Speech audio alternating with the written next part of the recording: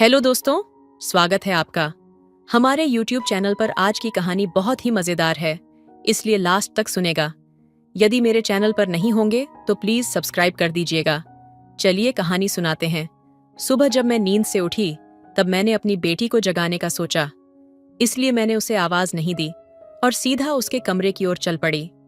उसके कमरे के पास पहुंची तो देखा कि दरवाजा थोड़ा खुला हुआ था। न जाने क्यों मुझे अचानक सावधानी बरतनी पड़ी और दरवाजे के पास जाने से पहले थोड़ा रुक गई।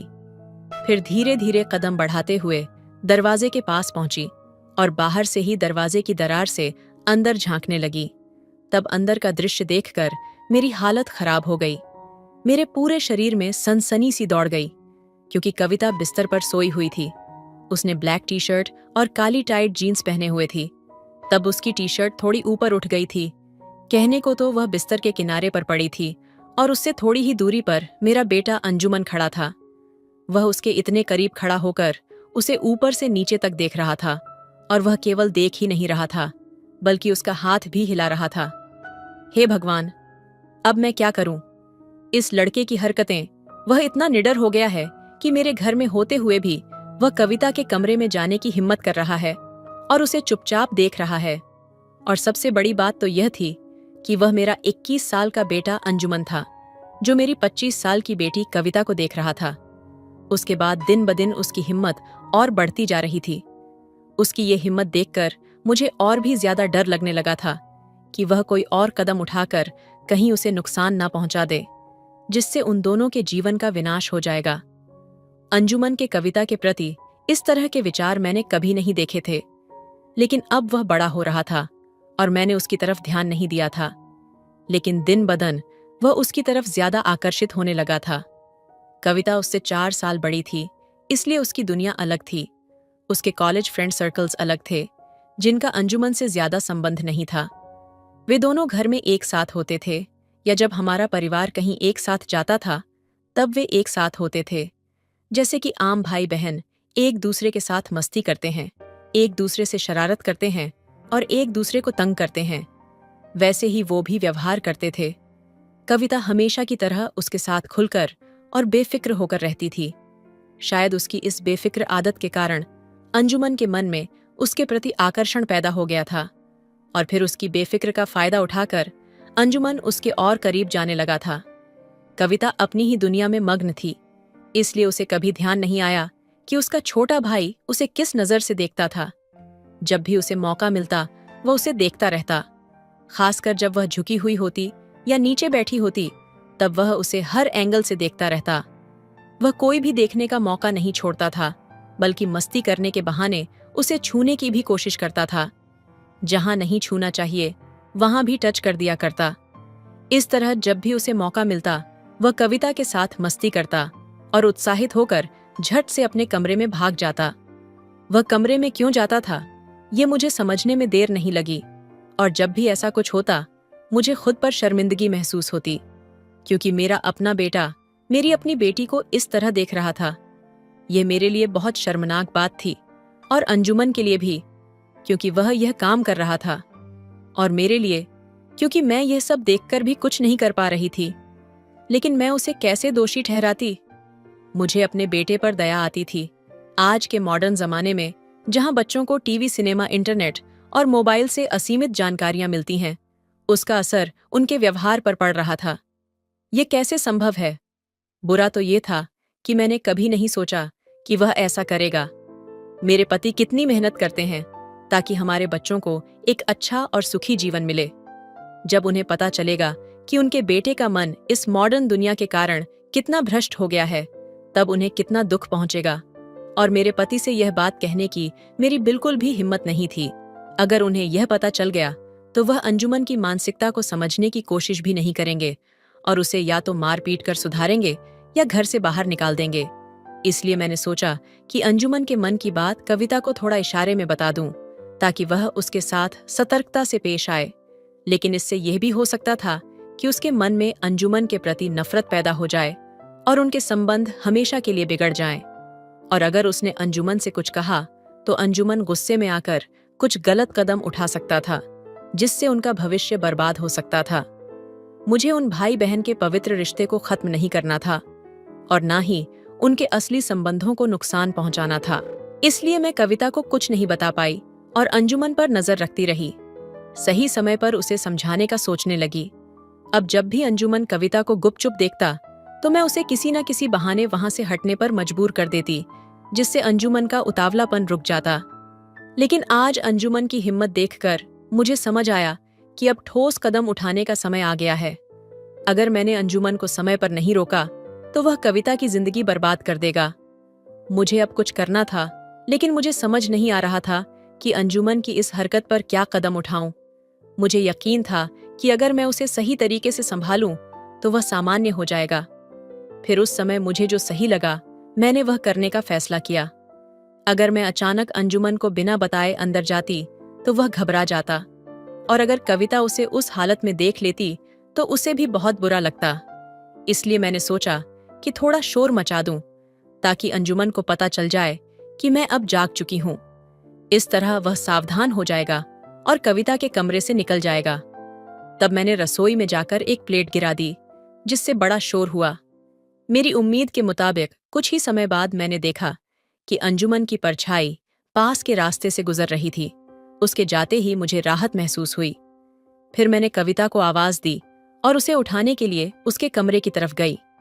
तब मैंने अंदर झांक कर देखा, तब कविता अभी भी सो रही थी। इतनी आवाजें होने के बाद भी कविता नहीं उठी थी। यह देखकर मुझे बड़ा आश्चर्य हुआ। अगर वह इतनी गहरी नींद में सोएगी तो अंजुमन उसे आसानी से देख सकेगा और कोई भी गलत हरकत करेगा। आखिरकार मैंने उसके पास जाकर उसे जगाया। तब उसने देर होने के लिए मुझ पर गुस्सा किया और दौड़कर बाथरूम में चली गई। फिर मैं अपने काम में लग गई। कुछ ही मिनटों बाद मैंने देखा कि अंजुमन कविता के कमरे की तरफ जा रहा था। तब कविता तैयार हो रही थी। ये सोचकर मैंने अंजुमन को रोकने की कोशिश की। मैंने फिर से थोड़ा शोर किया, जिससे अंजुमन को पता चल गया कि मैं आ रही हूं। तब अंजुमन ने मुझे देखा और शर्म से उसकी नजरें झुक गईं। फिर वह जल्दी से अपने रूम में चला गया। मैं कविता के बाहर जाने का इंतजार करने लगी। वह तैयार होकर बाहर आई और मुझे बाएं करके चली गई। तब मैंने अंजुमन को हॉल में बुलाया, लेकिन उसने कोई जवाब नहीं दिया। तब मैं उसके रूम की तरफ गई और देखा कि वह वहां नहीं था। फिर मैंने देखा कि वह बाथरूम में था। तब मैंने दरवाजे के पास जाकर अंदर की आवाज सुनी। फिर मैं वापस हॉल में आकर बैठ गई। कुछ देर बाद अंजुमन बाहर आया और मुझसे पूछने लगा, मम्मी, आपने मुझे बुलाया था क्या? मैंने कहा, हाँ, इधर बैठो, मुझे तुमसे कुछ बात करनी है। मेरे आवाज के टोन से उसने समझ लिया कि मैं किस बारे में बात करने वाली हूं। तब वह बेचैन हो गया और थोड़ा घबराकर वह मेरे दबे पांव मेरे पास आकर बैठ गया। और तब मैंने उसे डांटना शुरू किया।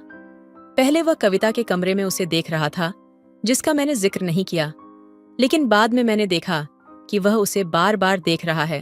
और पहले भी कई बार मैंने उसे ऐसा करते हुए नोटिस किया था। मैंने उसे इस बारे में खूब डांटा। अब अंजुमन को समझ में आया कि उसकी चोरी पकड़ी गई है और मुझे सब पहले से ही पता है। तब वो डर गया। फिर मैंने उसे धमकी दी कि मैं उसके पापा को बताऊंगी। यह सुनकर वह रोने लगा और बोला, मम्मी प्लीज मम्मी, ऐसा मत करो। ये कहते हुए वह मुझसे माफी मांगने लगा। उसने कहा कि वह ऐसा अब दोबारा कभी नहीं करेगा और मुझसे एक मौका मांगने लगा। अब वह मेरे पैर पकड़कर माफी मांग रहा था।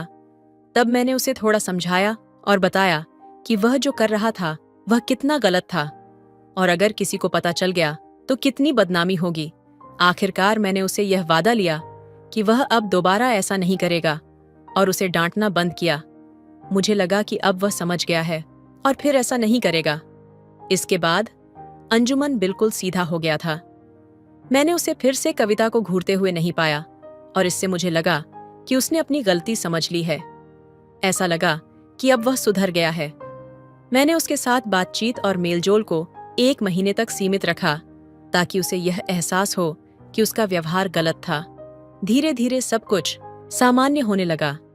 हम पहले की तरह हंसी मजाक और बातों में मशगूल हो गए। कभी उसके कमरे में, कभी हॉल में बैठकर मस्ती करते। मैं उससे उसके कॉलेज के दोस्तों की कहानियां पूछती और वह बड़े जोश और चाव से मुझे सब कुछ बताता। उसकी बातें सुनकर मुझे खुशी होती और मन हल्का लगने लगता। लेकिन फिर एक दिन मैंने उसे फिर से कविता को देखते हुए पकड़ लिया। इस बार वह पहले से ज्यादा सतर्क था, लेकिन मेरी नजरों से बच नहीं पाया। मेरा गुस्सा फिर से उफान पर था, लेकिन इस बार मैंने उसे डांटा नहीं, क्योंकि इस बार गुस्से के साथ चिंता ने भी जगह बना ली थी। उसने मुझे पहले बताया था कि उसकी एक गर्लफ्रेंड है और वह दोस्तों के साथ रहता है। फिर भी उसे कविता को देखने की जरूरत क्यों पड़ रही थी? यह सवाल मेरी समझ से परे था। मैंने तय किया कि इस बार इस मसले को गहराई से सुलझाऊंगी। 3 दिन बाद दोपहर का वक्त था।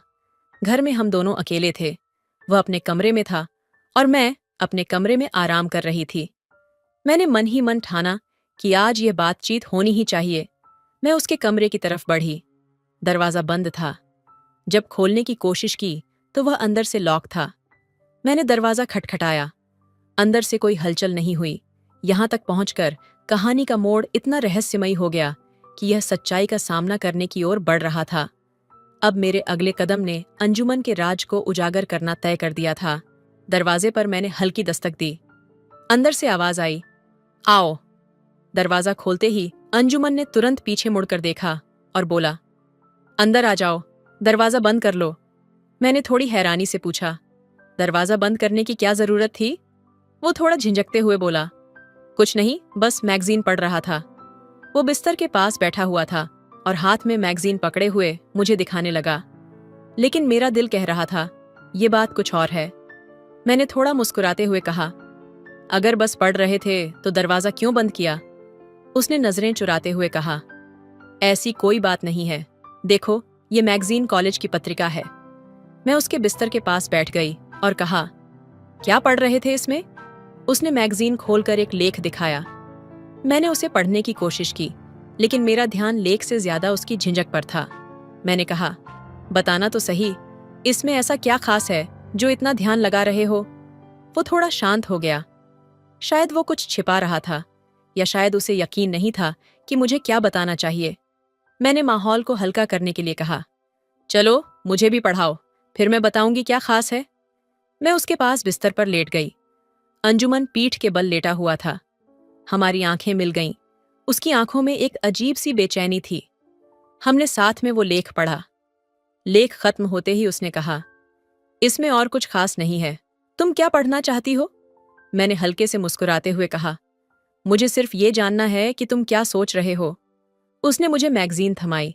मैंने बिस्तर के किनारे पर लेटते हुए मैगजीन को पढ़ने की कोशिश की, लेकिन अचानक मेरा संतुलन बिगड़ गया। अंजुमन ने तुरंत मुझे पकड़ने के लिए अपना हाथ बढ़ाया, पर अचानक उसका हाथ गलती से मेरी कमर पर गलत जगह छू गया। उसकी आंखों में झिझक और माफी साफ दिख रही थी। उसने तुरंत दूसरा हाथ बढ़ाकर मुझे संभाला और कहा, सॉरी, मैं बस तुम्हें गिरने से बचा रहा था। मेरे होंठों पर एक हल्की मुस्कान आई। मैंने धीरे से कहा, कोई बात नहीं। उस पल की नजदीकी में कमरे में सन्नाटा छा गया। वो पल जितना अजीब था, उतना ही दिलचस्प भी। हम दोनों की नजरें फिर से मिलीं। मैं उसकी आंखों में कुछ और देख रही थी, शायद एक छिपी हुई सच्चाई, शायद एक एहसास जो अब तक अनकहा था। मैंने मुस्कुराते हुए कहा, अंजुमन, तुमसे कुछ बात करनी है। उसने तुरंत पूछा, क्या? मैंने उसकी तरफ झुकते हुए कहा, कविताओं के बारे में, और तुम्हारे दिल की कविताओं के बारे में। कमरे में धीरे धीरे एक नर्म सी रोमांटिक ऊर्जा महसूस हो रही थी। अंजुमन मुस्कुरा दिया, और शायद अब वो भी जानता था कि ये बातचीत अब सिर्फ कविताओं तक सीमित नहीं रहेगी। शाम का सन्नाटा चारों ओर छाया हुआ था। हल्की हल्की हवा के झोंकों के साथ खिड़की के पर्दे लहरा रहे थे। मैं किताबों के शेल्फ के पास खड़ी थी, तभी अचानक मेरा पैर फिसल गया। इससे पहले कि मैं जमीन से टकराती, एक मजबूत हाथ ने मेरी कलाई थाम ली। ध्यान से। उसकी आवाज में घबराहट थी, लेकिन उसके स्पर्श ने मेरे दिल की धड़कनों को तेज कर दिया। मैंने खुद को संभाला और उसकी ओर देखा। अंजुमन का चेहरा घबराहट से भरा हुआ था। उसकी मासूम आंखों में चिंता साफ झलक रही थी। मम्मी, वह लड़खड़ाते शब्दों में कुछ कहना चाहता था। मैंने मुस्कुराते हुए माहौल को हल्का किया। अरे, कोई बात नहीं बेटा, तुम्हारा शुक्रिया। अगर तुम नहीं होते तो मैं जरूर गिर जाती। उसकी घबराई हुई मुस्कान अब खिलखिलाहट में बदल गई। माहौल में एक सुकून सा भर गया। थोड़ी देर बाद मैंने उससे कहा, अंजुमन, यह मैगजीन मुझे पढ़कर सुनाओ। छोटे अक्षर मुझे ठीक से दिखाई नहीं देते। वह तुरंत तैयार हो गया। उसने मैगजीन उठाई और पढ़ने लगा। उसकी आवाज में एक मासूमियत थी जो मुझे अंदर तक छू गई। मैं चाहती थी कि वह और आराम से पढ़े, इसलिए मैंने अपना हाथ उसके सिर के नीचे रखा और उसे पास खींच लिया। वह कहानी पढ़ रहा था और मैं उसकी आवाज के उतार चढ़ाव में खो गई थी। उसकी मासूमियत, उसकी लगन, सब कुछ मुझे मोह रहा था। अब आगे तुम पढ़ो, उसने मुस्कुराते हुए कहा। मैंने मैगजीन अपने हाथ में ली और अगले पन्ने पलटने लगी। उसकी उपस्थिति मेरे पास एक अलग सी गर्माहट ला रही थी। तभी मैंने हल्की हलचल महसूस की। उसने अनजाने में अपना पैर मेरे पैर पर रखा था। मैं चौंकी, लेकिन उसकी मासूमियत पर मुस्कुरा दी। उसकी हरकतें मुझे एक नई तरह की भावनाओं में डुबो रही थीं। मैं सोचने लगी कि कैसे बचपन की मासूमियत और अनजाने भाव धीरे धीरे जीवन के रोमांचक सफर की ओर इशारा करते हैं। सन्नाटे के दायरे में अंजुमन और मैं, कमरे में गहरी खामोशी थी, जैसे वक्त ने खुद को रोक लिया हो। अंजुमन का व्यवहार मुझे असमंजस में डाल रहा था। मन में हलचल हो रही थी, एक तूफान जो शांत दिखते समुद्र के नीचे बेकाबू था। मैंने सोचा, क्या ये पल सही है? क्या मैं इसे खत्म कर दूं? लेकिन जैसे कोई अदृश्य शक्ति मुझे जकड़ रही थी। मैं मैगजीन थामे नाटक करती रही, पर अंदर ही अंदर महसूस कर रही थी कि इस माहौल में कुछ असामान्य था। उसकी मौजूदगी का प्रभाव मुझ पर गहराता जा रहा था। वक्त थमा सा लगा। कुछ मिनट बीते, लेकिन वह वक्त घंटों की तरह भारी लग रहा था। आखिरकार मैंने खुद को संभालने की कोशिश की। एक गहरी सांस लेते हुए मैं अंजुमन की ओर मुड़ी और धीमे लेकिन दृढ़ शब्दों में कहा, अंजुमन, मुझे ऐसा लग रहा है जैसे मेरा हाथ जाम हो गया है। उसने मेरी तरफ देखा। उसकी आंखों में सवाल थे, शायद असमंजस भी। मैंने हल्के से उसका हाथ अपने पेट से हटाया और धीरे से खुद को उससे दूर कर लिया। मेरे दिल की धड़कनें तेज थीं, लेकिन मैंने अपनी हिम्मत नहीं खोई। क्या तुम मेरे लिए एक गिलास पानी ला सकते हो? मैंने पूछा। अंजुमन कुछ पल तक खामोश रहा, फिर उठकर बाहर चला गया। उसकी अनुपस्थिति ने मुझे राहत की सांस लेने का मौका दिया। मुझे महसूस हुआ कि हमें दोनों को कुछ समय चाहिए। जब वह वापस आया, उसके हाथ में पानी का गिलास था। मैंने उसकी ओर देखा। वह अब थोड़ा सामान्य लग रहा था। मैंने गिलास लिया और जल्दी जल्दी पानी पिया, जैसे उससे राहत की बूंदें मिल रही हों। अंजुमन ने गिलास वापस किनारे पर रख दिया और बिस्तर पर मेरे पास बैठ गया।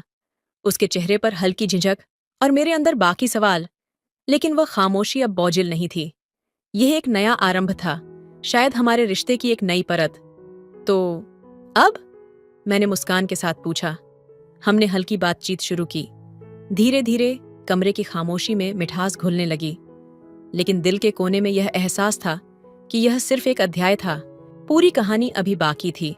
रात के सन्नाटे में जब अंजुमन से मेरी बातें हो रही थीं, तो बातचीत कविता के विषय पर आ गई। मैंने उससे सीधे सवाल किया, तुमने फिर से कविता को देखना क्यों शुरू किया?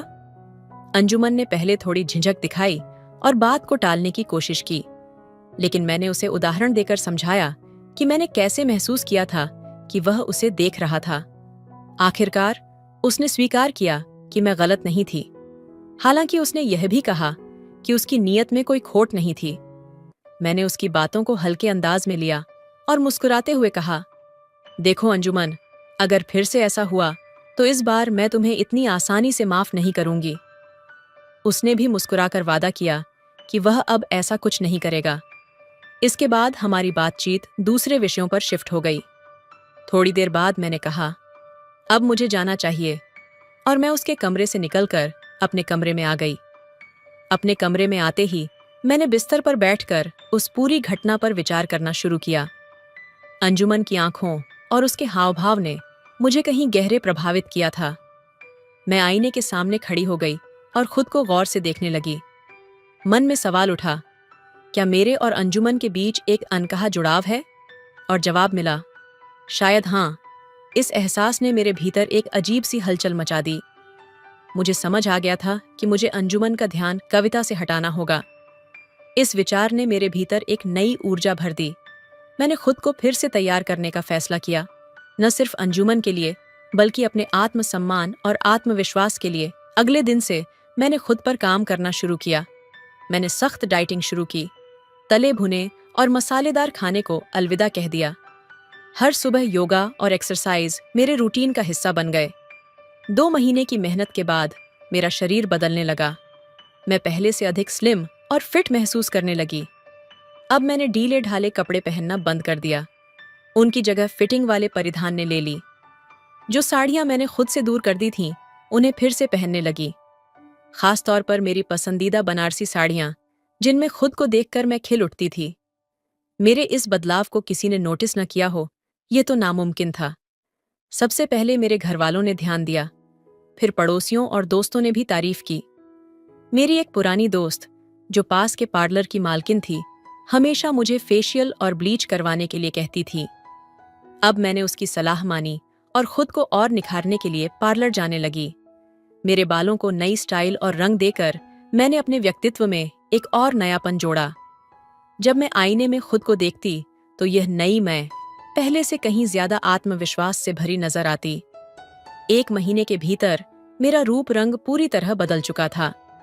अब मैं न केवल अपनी उम्र से कम दिखने लगी थी, बल्कि मेरे अंदर का आत्मविश्वास भी छलकने लगा था। सबने मेरी तारीफ की और मुझे महसूस हुआ कि मैंने खुद को फिर से पा लिया है। यह बदलाव न केवल बाहरी था, बल्कि आंतरिक भी। मैं अब जानती थी कि मैं अंजुमन के मन को कविता की ओर से मोड़कर अपने प्रति आकर्षित कर सकती हूँ। लेकिन यह सब करते हुए मैंने एक चीज सीखी, खुद से प्यार करना सबसे जरूरी है। इस नई यात्रा ने मुझे यह एहसास दिलाया कि असली ताकत अपने भीतर झांकने और खुद को स्वीकारने में है। मेरे जीवन में कुछ बदलाव आए थे, जो धीरे धीरे मेरे आसपास के लोगों का ध्यान खींचने लगे थे। खासकर जब लोग मुझे देखकर तारीफ करने लगे, मुझे यह अच्छा लगता था। पहले ऐसा लगता था कि यह ध्यान सिर्फ मेरे युवा होने के कारण था, लेकिन अब मुझे समझ में आ गया कि बदलाव के साथ एक नई पहचान भी जुड़ी होती है। इस बदलाव का सबसे बड़ा असर मेरे बेटे अंजुमन पर पड़ा। पहले वह बस यही कहता था, मम्मी, आप अब कितनी अलग लग रही हैं। लेकिन धीरे धीरे वह मुझे उस नजर से देखने लगा जैसे वह अपनी बहन कविता को देखता था। यह देखकर मैं थोड़ा चौंकी, लेकिन मैंने इसे समझने की कोशिश की। मैं चाहती थी कि अंजुमन को यह बदलाव सही तरीके से महसूस हो और मुझे उसकी प्रतिक्रिया का सही तरीके से सामना करना था। यह एक गहरी चुनौती थी और मैंने सोचा कि इस स्थिति से निपटने के लिए मुझे अपना रवैया बदलना होगा। मैंने खुद को यह समझाया कि अगर मैं अपने रिश्ते को सही दिशा में ले जाना चाहती हूँ, तो सबसे पहले मुझे अपनी आत्मसमझ और आत्म आदर को बढ़ाना होगा। मैंने महसूस किया कि जब मैं खुद के प्रति प्यार और आदर रखती हूँ, तो वह मेरे बेटे को भी सकारात्मक रूप से प्रभावित करता है। अंजुमन और मैं दोनों एक दूसरे से खुलने लगे। मैंने उसे यह सिखाने की कोशिश की कि जीवन में खुद से प्यार करना और अपनी पहचान को समझना कितना जरूरी है। हम दोनों के बीच अब पहले से ज्यादा विश्वास और समझ थी। अब वह मुझसे अपनी परेशानियों और सवालों के बारे में खुलकर बात करता था और मैं भी उससे अपनी जिंदगी की छोटी छोटी बातें साझा करती थी। हम दोनों ने समझा कि एक दूसरे की भावनाओं का सम्मान करना और उनके विचारों को समझना रिश्ते को मजबूत बनाता है। एक दिन जब अंजुमन ने मुझे बताया कि मैं पहले से ज्यादा सुंदर लगने लगी हूं, तो मेरे दिल में एक नया विश्वास पैदा हुआ। मुझे महसूस हुआ कि बदलाव सिर्फ बाहरी नहीं, बल्कि आंतरिक भी होता है। यह बदलाव हमारी रिश्तों की समझ और एक दूसरे के प्रति सम्मान को और गहरा करता है। अंजुमन, मैंने उसे प्यार से कहा, तुम हमेशा याद रखना कि हर बदलाव के पीछे एक मकसद होता है। मैंने ये सब कुछ इसलिए किया ताकि तुम समझ सको कि खुद का ख्याल रखना और खुद को प्यार करना कितना जरूरी है। अंजुमन ने मेरी बात समझी और उसके बाद हमारा रिश्ता और भी मजबूत हो गया। वह मुझसे और भी खुलकर बात करने लगा और मैं भी उससे अपने दिल की बातों को साझा करने लगी। हमारे रिश्ते में अब और भी गहराई आ गई थी और हम दोनों ने यह समझा कि एक दूसरे का साथ देना, समझना और प्यार करना सबसे अहम है। हमारे बीच का यह बदलाव हमें और भी करीब लाया और हम दोनों ने मिलकर जीवन की नई शुरुआत की। इस अनुभव ने मुझे यह सिखाया कि रिश्ते, प्यार और समझ के साथ साथ खुद का सम्मान और आत्मविश्वास भी बहुत जरूरी है। यहाँ कुछ सुविचार हैं जो इस कहानी के संदेश को आगे बढ़ाते हैं। खुद से प्यार करना सबसे बड़ा बदलाव है। जो हम अपने जीवन में ला सकते हैं।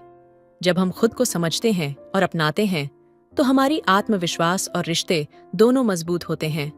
रिश्ते समझ और सम्मान पर आधारित होते हैं, न कि अपेक्षाओं और भ्रम पर। हर रिश्ता तभी सही दिशा में बढ़ता है जब उसमें पारदर्शिता और संवेदनशीलता होती है। आत्मसम्मान और आत्मप्रेम हमें अपने रिश्तों में बेहतर समझ और संतुलन लाने में मदद करते हैं। जब हम खुद से प्यार करते हैं तो हम दूसरों को भी सही तरीके से समझ और प्यार कर पाते हैं। बदलाव की सबसे बड़ी ताकत भीतर से आती है और यही ताकत हमें अपने रिश्तों को और मजबूत बनाती है। हर परिवर्तन एक नई शुरुआत होती है जो हमें अपने और दूसरों के प्रति अधिक जागरूक और जिम्मेदार बनाती है। समय और विश्वास रिश्तों की नींव हैं। जब दोनों होते हैं तो हर चुनौती का समाधान संभव हो जाता है। रिश्ते तभी मजबूत होते हैं जब हम एक दूसरे के समय और भावनाओं का सम्मान करते हैं। ये सुविचार कहानी के गहरे संदेश को और भी प्रभावशाली तरीके से प्रस्तुत करते हैं, जो आत्मसमर्पण, समझ और सच्चे रिश्तों की अहमियत को उजागर करते हैं। तो दोस्तों, यह थी हमारी कहानी। क्या आपने कभी अपने जीवन में इस तरह के बदलाव महसूस किए हैं?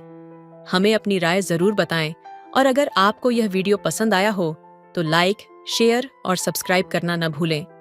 धन्यवाद। हेलो दोस्तों, स्वागत है आपका हमारे YouTube चैनल पर। आज की कहानी बहुत ही अच्छी है दोस्तों, इसे लास्ट तक सुनिएगा। यदि मेरी चैनल पर नए होंगे तो प्लीज सब्सक्राइब कर लीजिएगा। चलिए कहानी सुनाते हैं आपको। शादी का माहौल था। सभी लोग धूमधाम से डांस और मस्ती में लगे हुए थे। भाभी जी स्टेज पर जाकर अपनी सहेलियों के साथ डांस करने लगीं। उनका डांस देखकर सबकी निगाहें उन पर टिक गईं। भाभी का लाल रंग की खूबसूरत साड़ी पहनकर नाचते हुए चेहरा खुशी से दमक रहा था। तभी अचानक हल्की हवा का झोंका आया और उनकी साड़ी का पल्लू उड़ने लगा। भाभी ने पहले तो ध्यान नहीं दिया और डांस में मग्न रहीं। लेकिन जैसे ही साड़ी का पल्लू हवा में पूरी तरह उड़ने लगा, आसपास खड़े मेहमान हल्की हल्की हंसी में फुसफुसाने लगे। भैया, जो पास ही खड़े थे, ये सब देख रहे थे। उन्होंने तुरंत जाकर सिचुएशन संभालने की कोशिश की। भैया ने गुस्से में कहा, ये क्या कर रही हो? थोड़ा संभल कर। सब लोग देख रहे हैं, तुम्हें ध्यान रखना चाहिए था। भाभी ने झेंपते हुए कहा, सॉरी, मैं डांस में इतनी खो गई थी कि ध्यान ही नहीं दिया। भैया ने साड़ी का पल्लू ठीक किया और थोड़ा सख्त लहजे में कहा, अब ज्यादा डांस करने की जरूरत नहीं है, चलो नीचे बैठो। भाभी ने मन ही मन थोड़ा नाराज होकर भैया की तरफ देखा और धीरे धीरे स्टेज से उतर आईं। लेकिन उनकी सहेलियां उनके पास आकर मजाक में कहने लगीं, अरे भाभी, भैया जी तो बड़े पजेसिव हैं, लगता है आपको डांस करने से डरना पड़ेगा। भाभी ने हल्की मुस्कान के साथ जवाब दिया, पजेसिव नहीं, बस थोड़ा ज्यादा केयर करते हैं। शाम का माहौल फिर से हल्का हो गया। भैया ने बाद में भाभी को एक कोने में ले जाकर समझाया, देखो, तुम्हें डांस करना है, करो, लेकिन बस थोड़ा ध्यान रखा करो। मैं तुम्हारी बेइज्जती नहीं चाहता। भाभी ने मुस्कुराते हुए सिर हिलाया और दोनों ने साथ में फोटो खिंचवाई। इस छोटी सी घटना ने उनके रिश्ते की मिठास को और बढ़ा दिया।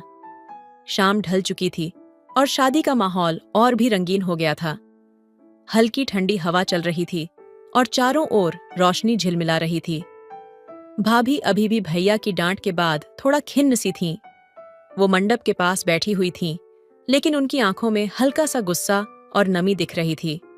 भैया ये सब देख रहे थे और उनका मन कहीं न कहीं भारी हो गया था। कुछ देर बाद भैया ने धीरे धीरे भाभी के पास जाकर उनके हाथ पर हल्का सा हाथ रखा।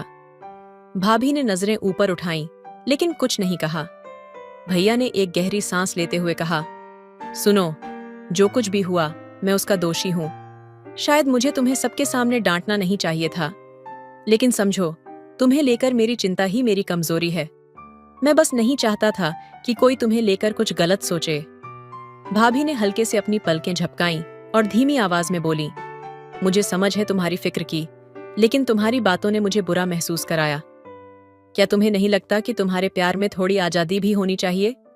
भैया ने उनकी बात पर गहरी नजर डाली। वो थोड़ी देर चुप रहे, फिर धीरे से मुस्कुराए। तुम बिल्कुल सही कहती हो, मैं तुम्हें आजादी दूंगा, लेकिन बदले में तुम्हें मुझे भी थोड़ा समझना होगा। भाभी की नजरें झुक गईं, लेकिन उनके चेहरे पर हल्की मुस्कान तैर गई। माहौल फिर से हल्का हो गया। भैया ने अचानक उनकी तरफ हाथ बढ़ाया। अब गुस्सा छोड़ो और चलो मेरे साथ एक डांस करो। भाभी ने हैरानी से उनकी ओर देखा। अरे तुम और डांस, ये कब से हुआ? भैया ने हंसते हुए कहा, बस तुम्हारे साथ डांस करने का मन हो रहा है। क्या कहती हो? भाभी थोड़ी झिझकी, लेकिन भैया का उत्साह देखकर वो मान गईं। दोनों स्टेज पर पहुंचे और धीमी म्यूजिक शुरू हुआ। भैया ने धीरे से भाभी का हाथ थामा और उनकी कमर पर हाथ रखकर उन्हें खींच लिया। उनके बीच एक पल के लिए गहरी नजरें टकराईं। म्यूजिक के साथ दोनों ने धीमे धीमे कदम बढ़ाने शुरू किए। भाभी ने हल्की हंसी के साथ कहा, तुम्हें डांस करना आता भी है? भैया ने मुस्कुराकर जवाब दिया, तुम्हारे साथ तो कुछ भी सीख सकता हूं। इस बीच मेहमानों की निगाहें उन पर टिक गईं। भैया और भाभी की केमिस्ट्री इतनी खूबसूरत लग रही थी कि हर कोई उनकी तारीफ करने लगा। डांस खत्म होने के बाद भैया ने भाभी के कान में धीरे से कहा, तुम्हारे बिना ये जिंदगी अधूरी है। अगर तुम्हारी मुस्कान मेरे गुस्से की वजह से छिन जाए तो मुझे माफ करना। भाभी ने अपनी उंगलियों से भैया के हाथों को कसकर पकड़ते हुए कहा, मुझे तुम्हारे साथ ये अधूरी जिंदगी भी पूरी लगती है। बस अगली बार प्यार से समझाना। उस रात दोनों ने खुलकर अपने मन की बातें की और महसूस किया कि रिश्तों में प्यार और समझदारी की कितनी अहमियत होती है। शादी का माहौल अब और भी खुशनुमा हो गया था, क्योंकि हर कोई इस खूबसूरत जोड़ी की तरफ देख मुस्कुरा रहा था। शादी की रात समा कुछ अलग था। मंडप में दीपों की रोशनी बिखरी हुई थी और हर कोने में प्यार और उमंग की हवाएं बह रही थीं। रिश्ते जो वक्त की धारा में बंधे थे, अब नए मोद्दा पर थे। भाभी, जिनकी आंखों में जोश और उत्साह की चमक थी, वह अपने पति के साथ कुछ खास महसूस कर रही थीं। आज रात कुछ अलग था और वह पूरी तरह से इस पल को जीने के लिए तैयार थीं। म्यूजिक सिस्टम में धीमी धीमी धुनें गूंज रही थीं। भाभी ने धीरे धीरे अपने कदम इस धुन के साथ मिलाए। उनके चेहरे पर मुस्कान और आत्मविश्वास था और वह जैसे पूरी दुनिया को अपनी धुन में समाहित कर रही थीं। भैया जी, जो पहले से ही नर्वस थे, अचानक भाभी की नृत्य में खो जाने की वजह से पूरी तरह से उनके साथ जुड़ गए। वह उन्हें देखते हुए उनके पास आए और धीरे से उनका हाथ पकड़ा। भाभी ने देखा कि भैया जी की आंखों में वही चमक थी जो हमेशा उनकी शादी के दिन थी।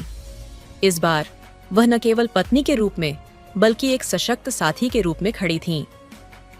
भैया जी ने भाभी के हाथ को थामते हुए एक हल्का सा खींचा और दोनों साथ में नृत्य करने लगे।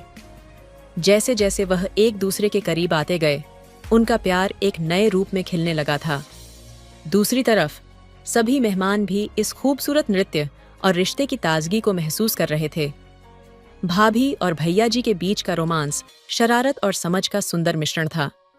उनके हर कदम में एक नई लहर, एक नई ऊर्जा थी जो उनके रिश्ते को और गहरा कर रही थी। उनकी आंखों में एक दूसरे के लिए वही प्यार था जो उन्होंने पहले दिन महसूस किया था, लेकिन अब यह और भी मजबूत हो चुका था। उनकी नृत्य की लय ने सभी को मंत्रमुग्ध कर दिया था।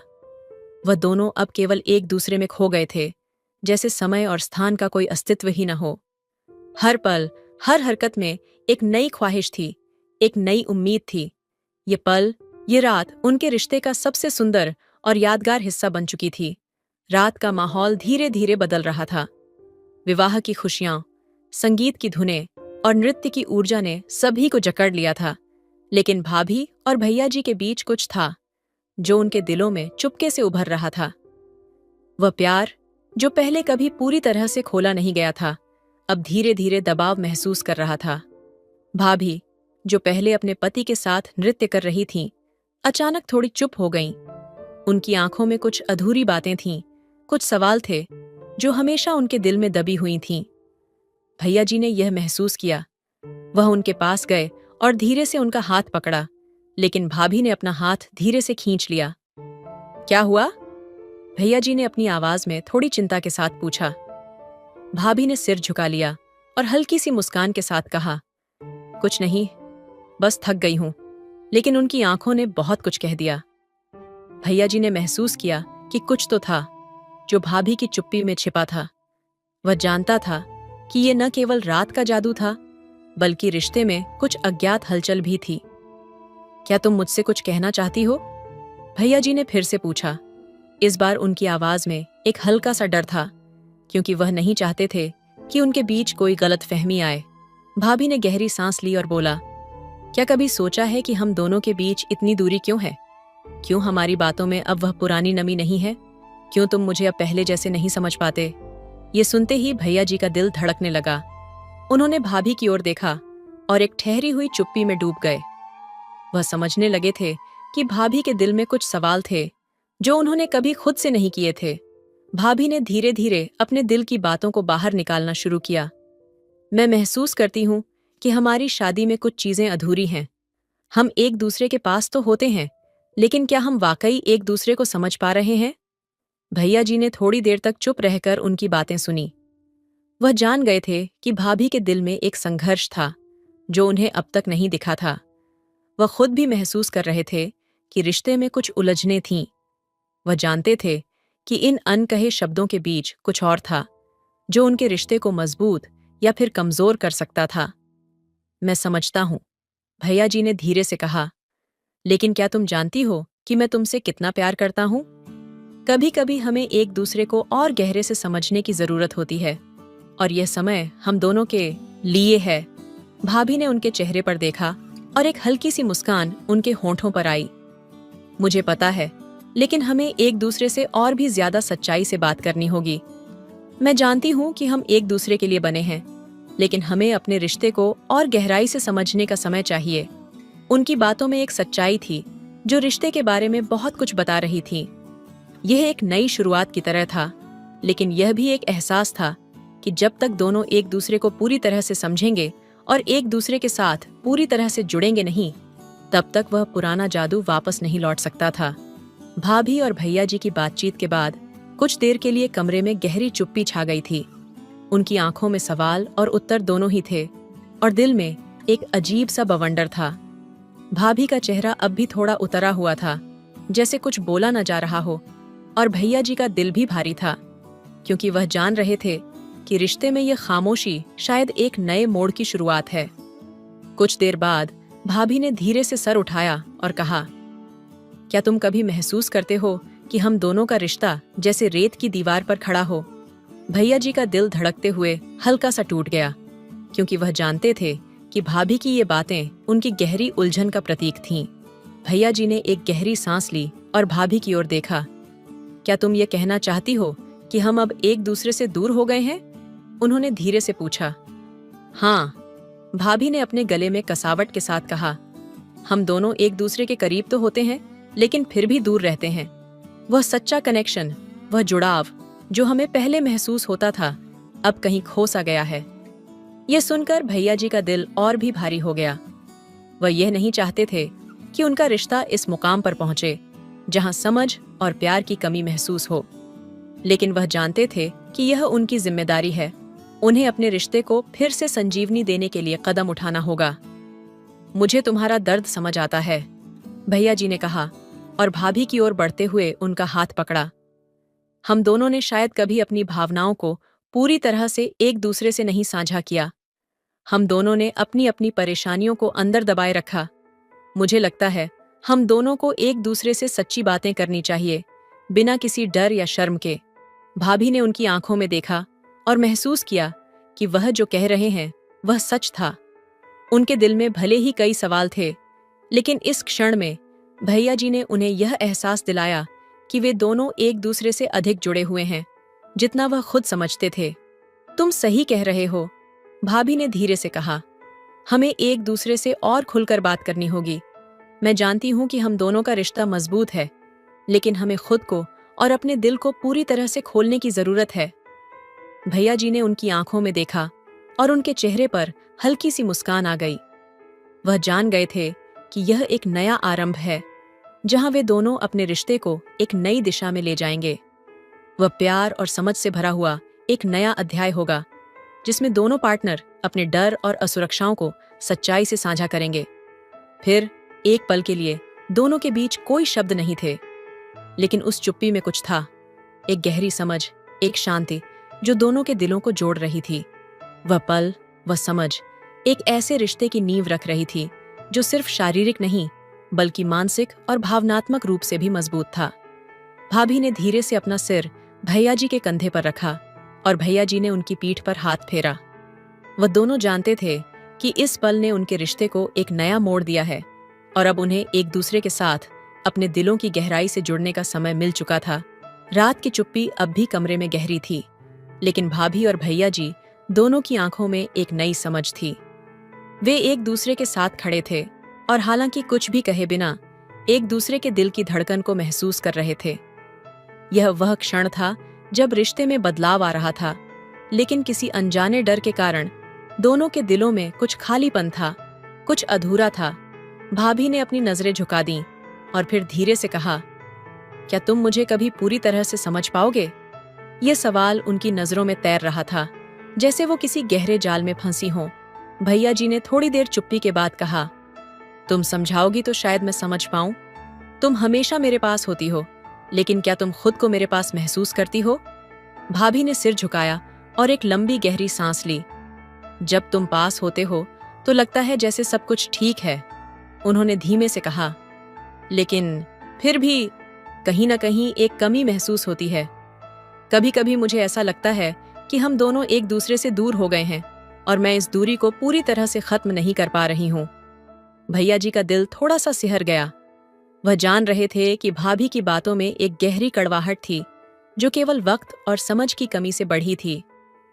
तुम सही कह रही हो, भैया जी ने गंभीरता से कहा, मैंने भी तुम्हें कभी पूरी तरह से महसूस नहीं किया। हमारी शादी के बाद मैंने शायद अपने काम और रोजमर्रा की जिंदगी में खुद को खो दिया। शायद मैंने तुम्हें वह समय और ध्यान नहीं दिया जिसके तुम हकदार हो। भाभी की आंखों में आंसू थे जो अब किसी तरह से धीरे धीरे उनके गालों से बहने लगे। उन्होंने अपनी आंखें बंद कीं और गहरी सोच में डूब गईं। मैंने हमेशा तुम्हें अपनी सारी उम्मीदें दी, भाभी ने कहा, लेकिन कभी कभी मुझे लगता है कि मैं अकेली हूं। तुम्हारे साथ होने के बावजूद भी कभी कभी मुझे लगता है कि तुम मेरे अंदर की भावनाओं को समझ नहीं पाते। मुझे लगता है कि कहीं ना कहीं हम दोनों ही अपनी अपनी उलझनों में फंसे हुए हैं। ये सुनकर भैया जी का दिल टूटने जैसा महसूस हुआ। वह जान गए थे कि यह सिर्फ एक महिला का दिल नहीं था जो टूट रहा था, बल्कि यह उनका रिश्ता था जो कहीं ना कहीं अपनी राह खो चुका था। वह पूरी तरह से भाभी की भावनाओं को समझते थे और इस पल में उनका दिल गहरी चिंताओं से भर गया था। मैंने तुम्हें कभी यह नहीं बताया, भैया जी ने धीरे से कहा, लेकिन मुझे भी कभी कभी यह डर लगता था कि हम दोनों इतने अलग क्यों हो गए हैं। मैंने खुद को खो दिया था, लेकिन तुमने कभी मुझे इस बारे में बताया नहीं। भाभी ने भैया जी की ओर देखा और धीरे से उनकी आंखों में आंसू थे जो अब और भी बढ़ गए थे। वह नहीं चाहती थीं कि उनका रिश्ता इस स्थिति में पहुंचे, लेकिन उनकी खुद की भीतर की बेचैनी अब उन्हें हर दिन परेशान कर रही थी। क्या तुम मुझे अब भी उतना ही चाहते हो जितना पहले चाहते थे? भाभी ने धीरे से पूछा, जैसे इस सवाल में वह अपने सारे डर और अविश्वास को समेटकर पूछ रही थीं। भैया जी ने अपनी आंखों में गहरी प्रतिबद्धता के साथ उन्हें देखा और कहा, तुमसे ज्यादा और किसी से नहीं, लेकिन हमें यह समझने की जरूरत है कि प्यार केवल शारीरिक नजदीकी से नहीं बढ़ता। हमें अपनी भावनाओं, हमारी जरूरतों और हमारी उम्मीदों को पूरी तरह से समझना होगा। मैं तुम्हारे साथ हूं, लेकिन हमें दोनों को एक दूसरे से ज्यादा खुलकर बात करनी होगी। यह सुनकर भाभी का दिल थोड़ा हल्का हुआ, लेकिन उनकी आंखों में अभी भी वही सवाल था, वही असमंजस था। कहानी में एक नया मोड़ आया था। इस बार दोनों अपने रिश्ते को फिर से संजीवनी देने की कोशिश कर रहे थे, लेकिन यह रास्ता आसान नहीं था। भावनाओं की गहरी उथल पुथल, समझ की कमी और अपेक्षाओं की भारी दुनिया, सभी चीजें उनके रिश्ते को एक अलग दिशा में ले जा रही थीं। भाभी ने धीरे से भैया जी के हाथ को थामा और कहा, हम दोनों को एक दूसरे से और ज्यादा ईमानदारी से बात करनी होगी। हमें अपनी गलतियों को मानने की जरूरत है, और अगर हमें इस रिश्ते को सही करना है तो हमें एक दूसरे से अपनी पूरी सच्चाई साझा करनी होगी। भैया जी ने उसकी बात को समझते हुए न सिर्फ अपनी अंगुली भाभी की हथेली में टिकी, बल्कि उस टच में एक नई समझ, एक नई शुरुआत का संकेत था। भाभी और भैया जी के बीच का सन्नाटा अब एक नई गहराई में बदल चुका था। दोनों के बीच एक ऐसा खालीपन था जिसे शब्दों में व्यक्त करना मुश्किल था। कमरे की हवा में एक अजीब सी खामोशी छाई हुई थी, जैसे हर विचार, हर भावना को खुद में समेटने की कोशिश की जा रही हो। भाभी की आंखों में आंसू थे, जो धीरे धीरे उनके गालों पर बहने लगे, और भैया जी, जिनकी अपनी आंखों में चिंताएं थीं, धीरे धीरे भाभी के पास आए। भाभी ने धीरे से कहा, कभी सोचा है क्या हमारी शादी के बाद से हमने एक दूसरे को सही से महसूस किया है? वह सवाल उनके दिल की गहरी परतों में एक खड़ी दीवार की तरह उभर आया था। भैया जी ने अपनी नजरें झुका दीं। वह जानते थे कि भाभी के सवाल का जवाब सिर्फ उन दोनों के बीच छिपा हुआ था। कई सालों तक वे एक दूसरे के पास रहे, लेकिन क्या वास्तव में वे एक दूसरे को समझ पाए थे? क्या उनकी शादी में केवल दिखावे का प्यार था, या फिर सच में कुछ गहरी भावनाएं थीं जो कभी व्यक्त नहीं हो पाईं? मैंने तुम्हें हमेशा अपनी दुनिया में शामिल किया, लेकिन क्या तुमने कभी मेरी दुनिया को महसूस किया? भाभी के शब्दों में दर्द था, और वह दर्द भैया जी के दिल में गहरे तक समा गया। तुम मुझे हमेशा अपनी पत्नी के रूप में देखना चाहते थे, लेकिन क्या कभी तुमने मुझे खुद को व्यक्त करने का मौका दिया? भैया जी ने धीरे से भाभी की आंखों में देखा, और उनके दिल में एक गहरी कसक महसूस हुई। वह समझने लगे थे कि भाभी की चुप्पी के पीछे एक लंबी कहानी थी, एक ऐसी कहानी जिसमें वह हमेशा अपनी इच्छाओं और भावनाओं को दबाए रखती थीं। भाभी को कभी नहीं लगा कि उनके दिल की बातें पूरी तरह से सुनी गई हैं। मुझे बहुत अफसोस है, भैया जी ने धीरे से कहा। मैंने कभी तुम्हारे भीतर की खामोशी को समझने की कोशिश नहीं की। मैं हमेशा यही सोचता रहा कि हम दोनों के बीच कोई दूरी नहीं हो सकती, लेकिन अब मुझे समझ में आ रहा है कि यह दूरी कुछ और ही थी। हम दोनों के बीच एक अनकहा खालीपन था। भाभी की आंखों में एक नई लहर उठी, और उन्होंने एक गहरी सांस ली। तुम्हारे शब्दों में आज वो सच्चाई है जो मुझे चाहिए थी, लेकिन मुझे लगता है मैं अपनी आवाज खो चुकी थी। कभी लगता था कि हम दोनों एक दूसरे के लिए बने हैं, लेकिन फिर यह एहसास हुआ कि हम सिर्फ एक दूसरे के साथ समय बिता रहे थे, बिना किसी गहरी समझ के। भैया जी का दिल कांप उठा। वह जानते थे कि उनके बीच की यह खामोशी एक बहुत बड़े पहलू को छिपाए हुए थी। ये केवल उनका रिश्ता नहीं था, बल्कि यह वह समझ थी जो वे दोनों एक दूसरे से खो चुके थे।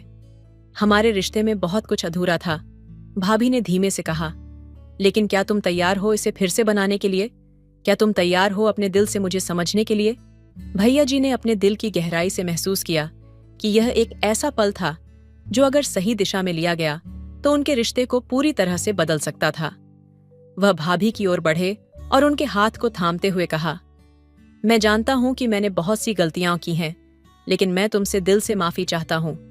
हम दोनों का रिश्ता सिर्फ शारीरिक कैपेसिटी में नहीं होना चाहिए, यह हमारे दिलों और भावनाओं के बीच भी होना चाहिए। मैं तुमसे वादा करता हूं कि मैं तुम्हारे अंदर की हर बात को समझने की कोशिश करूंगा। भाभी की आंखों में आंसू थे, लेकिन अब वे आंसू दर्द के नहीं, बल्कि राहत के थे। उन्होंने अपनी आंखें बंद कर लीं और एक गहरी सांस ली। वह जानते थे कि रिश्ते में यह सच, यह संवेदनशीलता सबसे महत्वपूर्ण था। कुछ देर बाद भाभी ने कहा, मैं जानती हूं कि रिश्ते में समझ और प्यार कभी खत्म नहीं होता, लेकिन कभी कभी हमें खुद से अपनी सच्चाई का सामना करना होता है। हमें यह मानना होता है कि हम दोनों में से कोई भी परफेक्ट नहीं है, लेकिन हम दोनों एक दूसरे के लिए बने हैं। भैया जी ने धीरे से कहा, हम दोनों ने शायद बहुत समय तक एक दूसरे को महसूस नहीं किया, लेकिन अब हम इसे सही रास्ते पर ले जाएंगे। हम दोनों एक दूसरे के दिलों को पूरी तरह से समझेंगे, और हम प्यार को उसी रूप में जिएंगे जैसे वह है, कभी न खत्म होने वाला, गहरा और मजबूत। अब भाभी और भैया जी एक दूसरे के साथ खड़े थे, लेकिन यह खड़ा होना केवल शारीरिक नहीं था। यह उनके दिलों के बीच एक नई शुरुआत का प्रतीक था। यह एक नया अध्याय था जिसमें समझ, संवेदनशीलता और प्यार की गहरी समझ थी। उन्होंने अपने रिश्ते को फिर से जीने का वादा किया था, और अब यह समझा था कि प्यार सिर्फ शब्दों या दिखावे तक सीमित नहीं था। यह दिल की गहराई से महसूस किया जाता था। भाभी और भैया जी के बीच की चुप्पी अब एक समझदारी की चुप्पी बन चुकी थी। पहले जो अंतर था वह अब एक नई उम्मीद में बदलने लगा था। उनके दिलों के बीच जो दूरी थी वह अब एक पुल की तरह बन रही थी, जिस पर दोनों धीरे धीरे कदम रख रहे थे। दोनों जानते थे कि यह यात्रा आसान नहीं होगी, लेकिन अब वे तैयार थे एक दूसरे को बेहतर समझने और साथ आगे बढ़ने के लिए। भाभी ने थोड़ी देर चुप रहकर कहा, तुम्हें याद है जब हम पहली बार मिले थे? उस वक्त हमें किसी चीज की कमी नहीं महसूस होती थी। सब कुछ इतना सही था। मुझे लगता था कि हम दोनों एक दूसरे के लिए ही बने हैं। भैया जी ने अपने चेहरे पर एक हल्की मुस्कान के साथ जवाब दिया, हाँ, मुझे याद है। उस वक्त ऐसा लगता था जैसे समय रुक गया हो और हम दोनों उसी पल में खो गए थे। पर अब जब हम दोनों अलग अलग रास्तों पर चलने लगे हैं तो वह पुरानी बातें कहीं गुम हो गईं।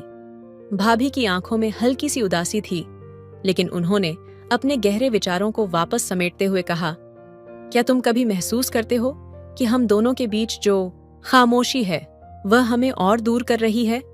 भैया जी का दिल थोड़ी देर के लिए धड़क उठा। ये सवाल एक बर्फ के ठंडे पानी की तरह था जो उनके दिल के भीतर हर भावना को महसूस करा रहा था। उन्होंने गहरी सांस ली और फिर भाभी की ओर देखा। हाँ, मुझे ऐसा लगता है कि हम दोनों एक दूसरे को सही से समझने में नाकाम रहे हैं। शायद हम दोनों ने अपने भीतर की बातें कभी एक दूसरे से पूरी तरह से साझा नहीं की। हम दोनों ने एक दूसरे से ज्यादा उम्मीदें रखीं और कभी उन उम्मीदों पर खरे नहीं उतर पाए। भाभी ने अपने माथे पर हाथ रखा और हल्के से सिर झुकाए। फिर उसने एक गहरी सांस ली और अपनी आंखों में संजीदगी के साथ कहा, मुझे भी ऐसा ही लगता है। मैं हमेशा तुम्हारे पास थी, तुम्हारी मदद करने के लिए, तुम्हारे सपनों को पूरा करने के लिए।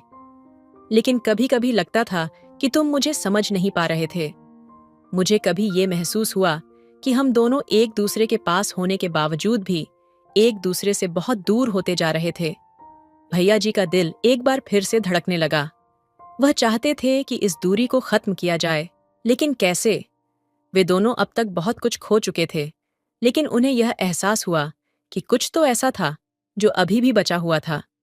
वह भावना जो कभी उनके दिलों में बसी थी, वह अब भी जीवित थी। वह प्यार जो कभी भी खत्म नहीं हुआ था, बस समय और समझ की कमी से वह धुंधला हो गया था। हम दोनों ने शायद एक दूसरे से वो शब्द नहीं कहे जो हमें कहने चाहिए थे। अब हमें एक दूसरे से खुले तौर पर बात करनी होगी, अपने दिल की सारी बातें जो कभी हम कह नहीं पाए। भैया जी ने धीरे से कहा, मुझे लगता है अगर हमें इस रिश्ते को फिर से सही दिशा में ले जाना है तो हमें अपनी उम्मीदों को छोड़कर एक दूसरे को सिर्फ एक इंसान की तरह देखना होगा। भाभी ने सिर झुकाते हुए आंखों में आंसू झलकते हुए कहा, मुझे तुमसे उम्मीदें नहीं थीं भैया जी। मुझे सिर्फ तुम्हारे साथ रहने की जरूरत थी।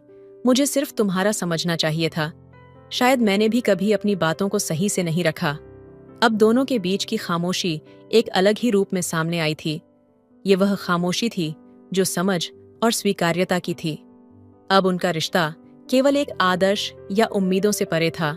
वह असली था, भावनात्मक रूप से गहरा और वास्तविक।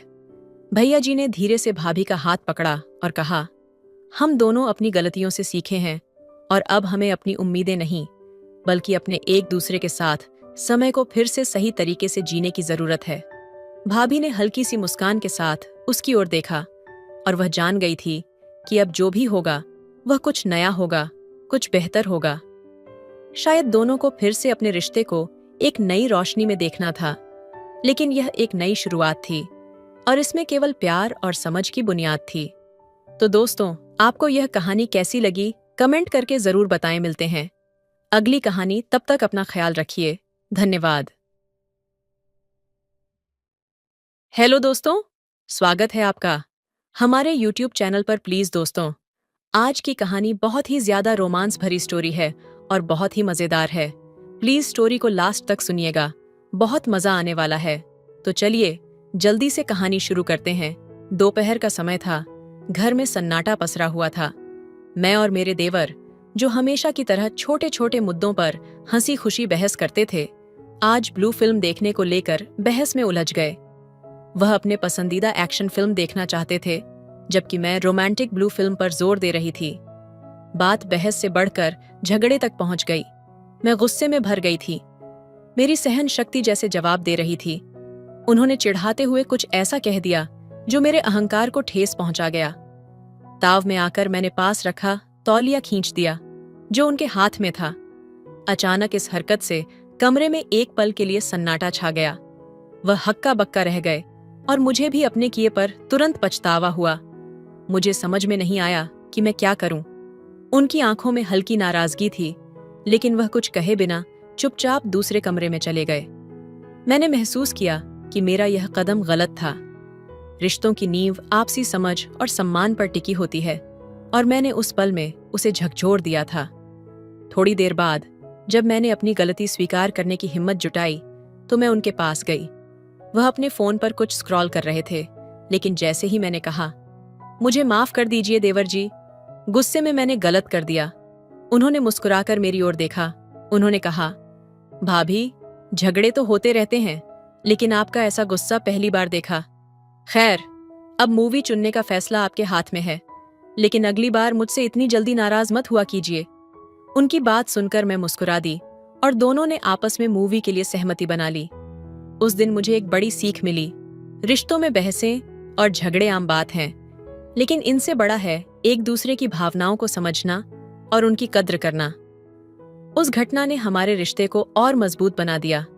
उस दिन के बाद घर में एक अजीब सी खामोशी छा गई। देवर जी और मेरे बीच की हंसी ठिठोली जैसे कहीं गुम हो गई थी। हर बार जब भी हम एक दूसरे के सामने आते, एक असहज चुप्पी माहौल पर हावी हो जाती। मेरे मन में अपराध बोध था और उनके व्यवहार में एक दूरी झलकने लगी थी, लेकिन इस दूरी में कुछ और भी था। रात का समय था, बच्चे सो चुके थे और मेरे पति किसी काम से बाहर गए हुए थे। मैं बालकनी में बैठी चाय पी रही थी जब अचानक देवर जी वहां आ गए। पहली बार मैंने उन्हें इतने शांत और गंभीर देखा। उनके चेहरे पर एक अजीब सा दर्द था, जैसे वह मुझसे कुछ कहना चाह रहे हों, लेकिन शब्द नहीं मिल रहे थे। उन्होंने धीमे से कहा, भाभी, उस दिन जो हुआ उससे मैं नाराज नहीं हूं, पर जाने क्यों कुछ बदल गया है। मैं चौंक गई। उनकी आवाज में एक ऐसी गहराई थी जो मुझे भीतर तक झकझोर गई। मैंने जवाब में सिर्फ क्या कहा।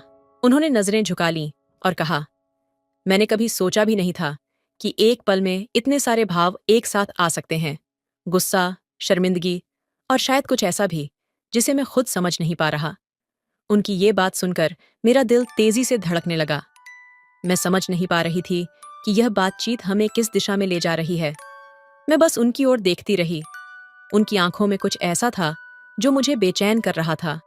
भाभी, उन्होंने फिर कहा, आपसे मजाक करते करते शायद मैंने कुछ ज्यादा ही महसूस करना शुरू कर दिया है। मुझे नहीं पता ये सही है या गलत, लेकिन उन्होंने वाक्य अधूरा छोड़ दिया। मैं समझ गई कि बात अब उस हंसी ठिठोली से बहुत आगे बढ़ चुकी थी। मेरे अंदर गुस्सा, शर्म और अजीब सा डर पैदा हो गया। मैंने उन्हें टोकते हुए कहा, देवर जी, ये सब बेवकूफी है।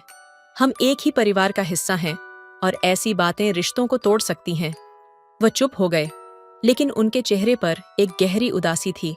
अगले दिन से उनका व्यवहार बदल गया। वह मुझसे कतराने लगे और जब भी हम आमने सामने आते, उनकी आंखों में एक दर्द दिखता था। मुझे समझ नहीं आ रहा था कि इस स्थिति को कैसे संभालूं। एक रात जब मैं अकेली अपने कमरे में बैठी थी, तो मेरे अंदर भी सवाल उठने लगे। क्या मैं भी कुछ ऐसा महसूस कर रही हूं जिसे मैं खुद से छिपा रही हूं? क्या यह भावना महज एक भ्रम है या कुछ और? मेरे मन में हलचल मच गई। आने वाले दिनों में हमारे रिश्ते और जटिल होते गए। हमने एक दूसरे से बात करना लगभग बंद कर दिया, लेकिन हमारी खामोशी भी बहुत कुछ कह रही थी। मैंने खुद को अपने पति और परिवार के प्रति जिम्मेदारियों में व्यस्त रखने की कोशिश की, लेकिन हर बार उनकी आंखों का दर्द और उनकी बात मेरे जहन में गूंजने लगती। एक दिन जब हम अकेले घर में थे, उन्होंने अचानक कहा, भाभी, मैं अब यहाँ ज्यादा दिन नहीं रहूंगा। मैं अपने एक दोस्त के साथ बाहर शिफ्ट हो रहा हूँ। शायद इससे सब कुछ ठीक हो जाए। उनकी यह बात सुनकर मेरा दिल टूट गया, लेकिन मैंने इसे जाहिर नहीं होने दिया। मैंने बस कहा, यह सही होगा। उस रात मैं बहुत देर तक रोती रही। रिश्ते सिर्फ खून के नहीं होते, बल्कि वह भावनाओं से भी जुड़े होते हैं। और यहाँ भावनाओं का एक ऐसा जाल बन गया था जिसे न तो हम समझ पा रहे थे और न ही सुलझा पा रहे थे। कुछ हफ्तों बाद देवर जी ने घर छोड़ दिया। घर में एक खालीपन आ गया। सब कुछ सामान्य लग रहा था, लेकिन मेरा दिल जानता था कि कुछ हमेशा के लिए बदल गया है। मैंने खुद से वादा किया कि जो हुआ उसे मैं अपने रिश्तों की पवित्रता पर हावी नहीं होने दूंगी, लेकिन कभी-कभी जब रात की खामोशी गहरी होती है और मैं अकेले बैठती हूँ, तो उनकी आंखों में छुपे उन अनकहे शब्दों की यादें मुझे बेचैन कर देती हैं। रिश्ते आसान नहीं होते। कभी कभी हम अपनी सीमाएं पार करने लगते हैं, लेकिन उन्हें समझदारी से संभालना ही सही होता है। कुछ बातें दिल में दबा देना ही बेहतर है, क्योंकि उनकी सच्चाई से सामना करने का साहस हमेशा नहीं होता। देवर जी के घर छोड़ने के बाद सब कुछ सामान्य सा लगने लगा था, लेकिन मेरे अंदर एक अजीब सी बेचैनी थी। मैंने खुद को समझाने की कोशिश की कि यह सिर्फ समय का असर है और धीरे धीरे सब ठीक हो जाएगा। पर हर बार जब मैं उनके कमरे के सामने से गुजरती, तो उनके खाली बिस्तर और सूने कमरे की यादें मुझे परेशान कर जाती। रातों को जब सब सो जाते, मैं उनकी कही बातों को याद करती। उनकी आंखों में जो दर्द था, वो मुझे बार बार झकझोरता। क्या मैं भी कुछ ऐसा महसूस कर रही हूँ जिसे मैं स्वीकारने से डर रही हूँ? ये सवाल हर रात मेरी नींद उड़ा देता। एक दिन अचानक उनका फोन आया। उन्होंने कहा, भाभी, आप कैसी हैं? मैंने खुद को संयत रखते हुए कहा, सब ठीक है, तुम कैसे हो? फोन पर उनकी आवाज हल्की कांप रही थी। उन्होंने कहा, मैं ठीक हूं, लेकिन घर की बहुत याद आती है, और आपकी भी। उनकी यह बात सुनकर मेरे अंदर कुछ टूट गया। मैं चुप रह गई। उन्होंने फिर कहा, क्या मैं गलत हूं भाभी? जो कुछ भी मैं महसूस करता हूं, क्या वह सच में गलत है? मैंने हिम्मत जुटाते हुए कहा, हाँ देवर जी, ये गलत है। रिश्तों की मर्यादा को समझना जरूरी है। उन्होंने धीमे स्वर में कहा, मर्यादा के बारे में सोचते सोचते दिल से सच छिपाना आसान नहीं है। मैं जानता हूं कि आपको भी कुछ महसूस होता है, लेकिन आप इसे खुद से छिपा रही हैं। उनकी यह बात सुनकर मैं सुन्न हो गई। मेरे अंदर हजारों भावनाएं उमड़ रही थीं, गुस्सा, अपराध बोध और कहीं न कहीं एक अनकही ख्वाहिश। कुछ हफ्तों बाद मैं अपनी ननद की शादी में गई। परिवार का हर सदस्य वहां मौजूद था, और उसी बीच देवर जी भी आए। इतने दिनों बाद उन्हें देखकर मेरा दिल तेजी से धड़कने लगा। वह पहले से ज्यादा गंभीर और आत्मविश्वासी लग रहे थे, लेकिन उनकी आंखों में वही पुरानी तड़प छुपी हुई थी। शादी की हलचल के बीच एक रात जब मैं बालकनी में अकेली खड़ी थी, तो वह अचानक वहां आ गए। भाभी, आपसे एक बार और बात करनी थी, उन्होंने कहा। मैंने खुद को शांत रखते हुए कहा, क्या बात है? उन्होंने मेरी ओर देखते हुए कहा, आप मुझसे क्यों भाग रही हैं?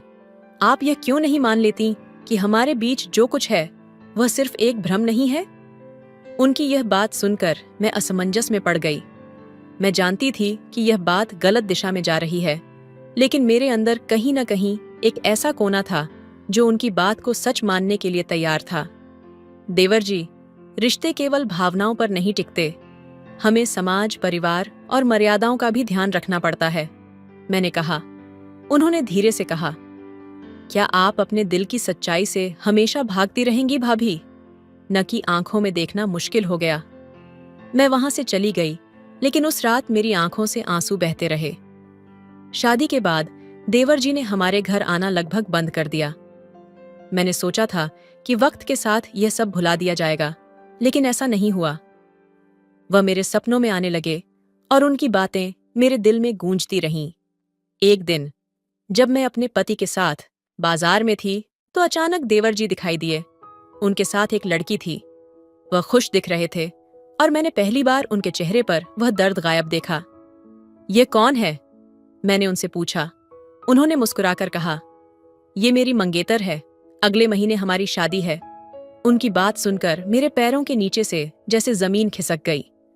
मैंने खुद को संभालते हुए उन्हें बधाई दी, लेकिन उनके जाने के बाद मेरे अंदर का खालीपन और बढ़ गया। उस रात मैं अपने कमरे में अकेली बैठी रो रही थी। मैंने महसूस किया कि मैंने जो कुछ भी खो दिया वह कभी वापस नहीं आएगा। मेरे अंदर की क्षमकश ने मुझे एक ऐसे मुकाम पर ला खड़ा किया था जहां न मैं पीछे जा सकती थी और न आगे। देवर जी की शादी के बाद सब कुछ फिर से सामान्य लगने लगा। उन्होंने मुझसे कभी कोई बात नहीं की, और मैंने भी खुद को उनके बिना जीना सिखा लिया। लेकिन कभी कभी जब मैं अकेली होती हूँ, तो उनकी आंखों की वह तड़प और उनके अनकहे शब्द मुझे याद आते हैं। शायद यह वही अधूरा इश्क था जो अपनी जगह कभी नहीं पा सका। कुछ कहानियां कभी पूरी नहीं होती। वे हमारी जिंदगी का हिस्सा बनकर हमें हमेशा याद दिलाती हैं कि कुछ रिश्तों को दिल में दफन कर देना ही बेहतर होता है। ये कहानी इस बात का प्रतीक है कि जिंदगी में हर भावना का सामना करना जरूरी है, लेकिन हर भावना को सही दिशा देना हमारी जिम्मेदारी है। रिश्तों की जटिलता अक्सर हमें ऐसे मोड़ पर ला खड़ा करती है जहां दिल और दिमाग की लड़ाई कभी खत्म नहीं होती। उनको ही ख्वाहिश है। देवर जी की शादी को 6 महीने हो चुके थे। सब कुछ सामान्य लग रहा था। उनके घर आने जाने में कोई कमी नहीं थी और वे अब पहले से ज्यादा खुश और व्यवस्थित दिखते थे। उनकी पत्नी मीरा एक प्यारी और समझदार लड़की थी। वह सबके साथ जल्दी घुल मिल गई थी, लेकिन मेरे मन में जो कुछ चल रहा था वह मुझसे छिपा नहीं रह पा रहा था। हर बार जब मैं उन्हें देखती तो एक अनकहा दर्द मेरे अंदर उठता। मैं खुद से सवाल करती कि यह सब कब खत्म होगा। क्यों मैं अब भी उनकी आंखों में वही अनकही ख्वाहिश देखती हूँ जिसे मैंने दबाने की कोशिश की थी। एक दिन घर में पूजा का आयोजन था। पूरा परिवार मौजूद था। मैंने खुद को व्यस्त रखा ताकि किसी भी तरह से उनके करीब जाने से बच सकूं, लेकिन नियति जैसे कुछ और ही चाहती थी। शाम को पूजा के बाद मैं रसोई में अकेली बर्तन धो रही थी। तभी अचानक पीछे से एक आवाज आई, भाभी, क्या आपकी मदद कर सकता हूं? मैंने पलट कर देखा। देवर जी थे। उनका चेहरा शांत था, लेकिन उनकी आंखें वही पुरानी बातें कह रही थीं। मैंने थोड़ा सख्त लहजे में कहा, यहां सब ठीक है, आप बाहर जाइए। उन्होंने धीमे से कहा, इतना सख्त क्यों हो गई हैं भाभी? क्या मेरे जाने से भी आप खुद को ठीक नहीं कर पाईं? उनकी यह बात सुनकर मेरी सांस रुक गई। मैंने उनकी ओर देखा और पहली बार मेरी आंखों में आंसू आ गए। आपको यह सब कहने की कोई जरूरत नहीं है। अब आप शादीशुदा हैं। यह सब खत्म हो चुका है, मैंने लगभग फुसफुसाते हुए कहा। उन्होंने कदम आगे बढ़ाते हुए कहा, खत्म हो चुका है? सच में भाभी? तो फिर क्यों आपकी आंखें हर बार मुझे देखकर वही सवाल पूछती हैं जो मेरा दिल पूछता है? मैंने उनकी ओर गुस्से में देखा, लेकिन मेरे अंदर की बेचैनी मुझे रोक रही थी। उस रात जब सब सो चुके थे, मैं बालकनी में बैठी हुई थी। ठंडी हवा चल रही थी और मैं खुद को संभालने की कोशिश कर रही थी। तभी अचानक वह फिर से आ गए। आप इस वक्त यहाँ क्या कर रहे हैं? मैंने कठोरता से पूछा। उन्होंने मेरे पास बैठते हुए कहा, भाभी, यह खामोशी अब मुझे बर्दाश्त नहीं होती। मैंने शादी कर ली ताकि यह सब खत्म हो जाए, लेकिन सच कहूं, मीरा को देखकर भी हर बार आपके चेहरे की याद आती है। मैं खुद से लड़ रहा हूं, लेकिन आपसे दूर नहीं जा पा रहा। उनकी यह बात सुनकर मेरा दिल धड़कने लगा। मैंने गुस्से और आंसुओं के बीच कहा, आप यह सब क्यों कर रहे हैं? क्या आपको एहसास नहीं कि यह सब कितना गलत है? मीरा आपकी पत्नी है और मैं आपकी भाभी हूं। यह रिश्ता कोई जगह नहीं रखता। उन्होंने धीरे से मेरा हाथ पकड़ लिया। मैंने कोशिश की भाभी, बहुत कोशिश की, लेकिन हर बार मैं वहीं लौट आता हूं, आपके पास। मुझे नहीं पता कि यह सही है या गलत, लेकिन मैं सिर्फ इतना जानता हूं कि यह मेरी सच्चाई है और शायद आपकी भी। उनका यह स्पर्श मेरे अंदर तूफान खड़ा कर गया। मैं चाहकर भी अपने हाथ पीछे नहीं खींच सकी। उस पल में मेरे सारे तर्क, मेरी सारी मर्यादाएं धुंधली पड़ने लगीं। उस रात के बाद सब कुछ और मुश्किल हो गया। हम दोनों एक दूसरे से कतराने की कोशिश करते, लेकिन जब भी आमने सामने आते तो हमारे बीच की खामोशी हजारों शब्दों से ज्यादा बोल जाती। एक दिन मीरा ने मुझसे कहा, भाभी, मुझे लगता है कि कुछ दिनों से देवर जी थोड़ा परेशान रहते हैं। क्या आप जानते हैं कि बात क्या है? उनकी यह बात सुनकर मेरा दिल कांप गया। मैंने उन्हें दिलासा देते हुए कहा, नहीं मीरा, शायद काम का तनाव होगा, आप उनसे बात कीजिए। उस रात मैं खुद को कोसती रही। मैंने खुद से कहा, यह सब बंद होना चाहिए। मैं अपने परिवार, अपने रिश्तों को इस जहर से बर्बाद नहीं होने दूंगी। कुछ दिनों बाद मैंने हिम्मत जुटाकर उनसे बात करने का फैसला किया। जब मैं उन्हें अकेले में मिली तो मैंने कहा, यह सब खत्म करना होगा। आप अपनी पत्नी और अपने जीवन पर ध्यान दीजिए। हमारे बीच जो कुछ भी है वह सिर्फ एक गलत फहमी है। इसे यहीं रोक देना ही सही है। उन्होंने उदासी भरी आंखों से मेरी ओर देखा और कहा, आप जो चाहती हैं मैं वही करूंगा भाभी, लेकिन यह जान लीजिए, मैं कभी भी इस सच्चाई को नहीं भुला पाऊंगा। उस दिन के बाद उन्होंने मुझसे दूरी बना ली।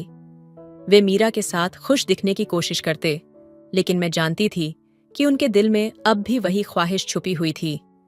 कभी कभी जब मैं अकेले बैठी होती हूँ तो उनकी आंखों की वह तड़प और उनके अनकहे शब्द मुझे याद आते हैं। मैं जानती हूँ कि यह सब गलत था, लेकिन दिल की ख्वाहिशों को दबाना हमेशा आसान नहीं होता। उनकी शादीशुदा जिंदगी चलती रही और मैं अपने रिश्तों की मर्यादा निभाने में जुटी रही, लेकिन हमारे बीच का यह अधूरा इश्क, यह अनकही दास्तां हमेशा के लिए हमारे दिलों में एक जख्म बनकर रह गई। ये कहानी एक सच्चाई को उजागर करती है कि हर ख्वाहिश पूरी नहीं होती और हर रिश्ते को सही दिशा देना हमारी जिम्मेदारी है। लेकिन कुछ रिश्ते ऐसे होते हैं जो अधूरे रहते हुए भी हमारे दिलों पर अपनी गहरी छाप छोड़ जाते हैं। तो दोस्तों, आपको यह कहानी कैसी लगी कमेंट करके जरूर बताइए